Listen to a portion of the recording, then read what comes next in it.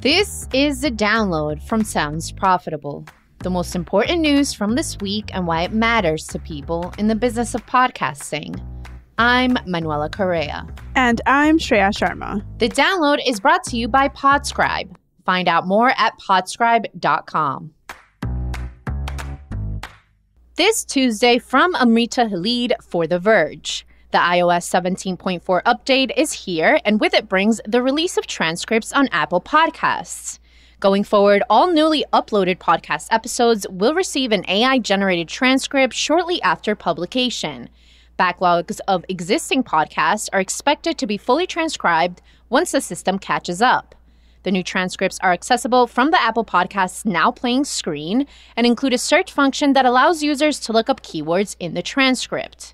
Podcasters who want more accurate or even hand-typed transcripts for their shows can substitute those files for the Apple auto-generated feature. The new edition establishes an important baseline for podcasting's accessibility. One quiet feature of the transcript system worth spotlighting is how dynamically inserted ads are handled. While the Apple system does not transcribe the audio of any dynamically inserted ads, the system is built to hold space for said ad, automatically adjusting time codes on the transcript after the ad so everything remains in sync and the text remains in sync with the rest of the episode.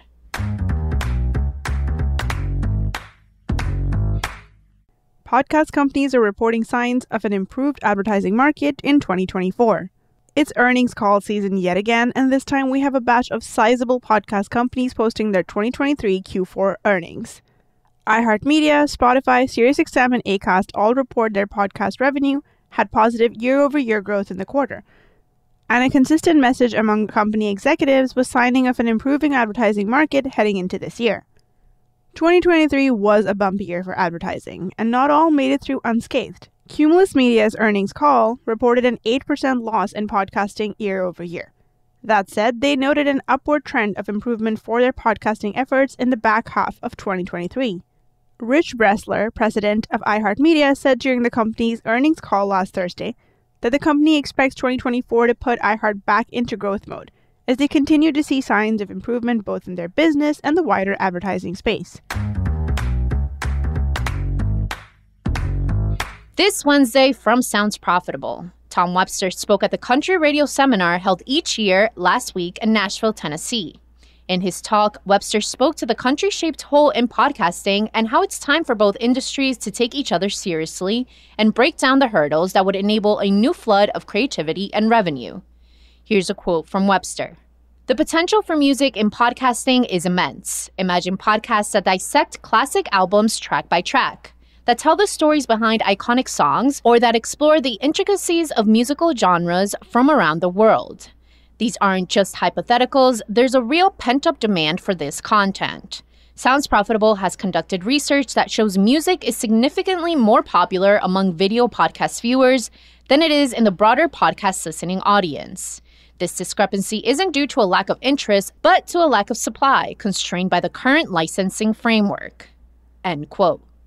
On platforms like YouTube, music-based content thrives. Cover songs, reaction videos, in-depth analysis, it all regularly earns millions of views that benefit the creators, original artists, and audiences. That interplay between music and content creation is all but non-existing in podcasting, save for some edge cases whose success further proves the existence of an audience for that style of content in podcasting. Webster calls for the radio and label industries to band together with podcasting, harness collective expertise, and solve for the issue of licensed music in podcasting. Here's another quote from Webster. "In many ways, love for music is what brings us all together, creators, industries, and audiences. It's the universal language that transcends barriers and unites us. By solving the issue of music in podcasting, we're not just opening new avenues for content and monetization, we're affirming our shared commitment to the power of music to bring us all closer. Let's make it happen."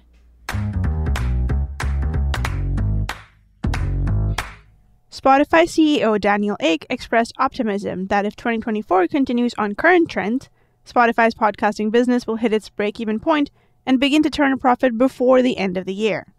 Once again from Sarah Guglioni at DigiDay, 2023 featured several high-profile announcements of AI-powered tools being enlisted to transcribe and translate podcasts. Now, as the end of Q1 appears on the horizon, some of the bigger examples are still waiting for tech to catch up. iHeartMedia's original plan to use generative AI in translating 5 to 10 podcasts into different languages by the end of Q1 has been pushed back to the end of Q2. According to CEO Bob Pittman, the AI tech is not quite to the level it needs to be at for a full release. Spotify's pilot test of generating podcast hosts' voices in different languages for translation purposes has also not posted any updates since September, and the program was not mentioned in their Q4 earnings call. At the HotPod Summit last week, The Verge's editor-in-chief Nilay Patel ran an impromptu experiment on how well the audience could detect a real audio clip versus an AI-generated one. While the clips in English had a decent success rate in fooling the audience, the clip of a Spanish translation had a 95% detection rate. With one person in the audience replying the translation heckled, that was awful.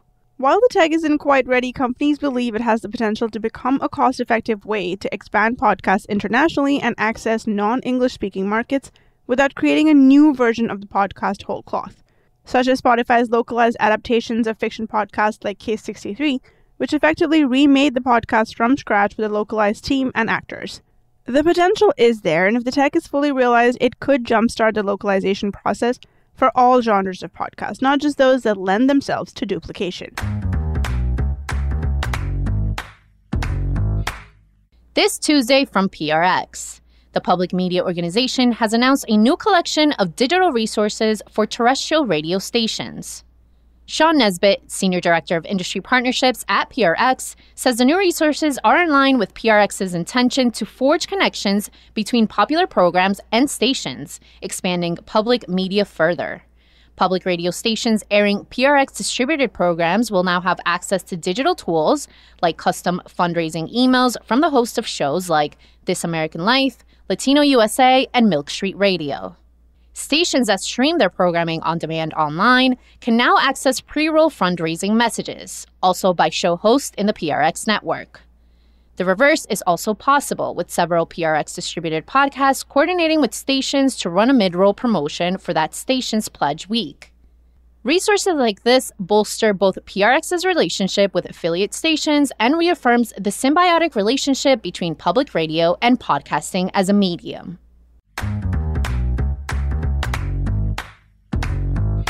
Finally, it's time for our quick hits. These are articles that didn't quite make the cut for today's episode, but are still worth including in your weekend reading. This week, The Business of Podcasting at South by Southwest. In prep for podcasting's biggest South by Southwest yet, Sounds Profitable has whipped up a handy schedule of every known event relating to the business of podcasting. Swing by the Thompson Hotel on Saturday for the Sound Summit and get a pocket notebook with a physical copy of the schedule included. Co-host the podcast analytics platform and audience insights platform created by Quill is conducting a survey for professional podcasters. The form, currently available until March 15th, aims to collect information about podcasting challenges, wins, and key experiences. What we learned about creative from analyzing $3 million in podcast media by Caroline Culbertson. Right Side Up has conducted an analysis of podcast advertising encompassing $3 million in ad spend, taking into consideration factors like ad length, placement in an episode, and if a host delivered ads longer than the contracted length. Rooster Teeth is shutting down after 21 years by Todd Spangler. The media company has been shut down by parent Warner Brothers Discovery. However, the Roost Podcast Network will continue production.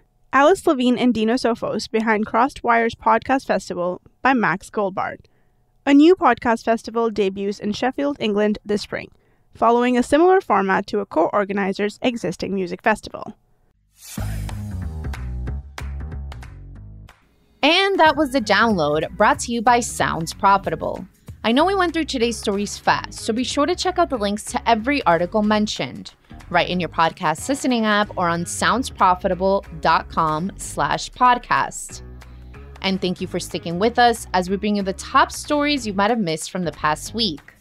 I'm Manuela Correa. And I'm Shreya Sharma. Our producers are Brian Barletta, Gavin Gaddis, and Tom Webster. Special thanks to Spreaker for hosting the download. And thanks to you for joining us. Robot? Download complete.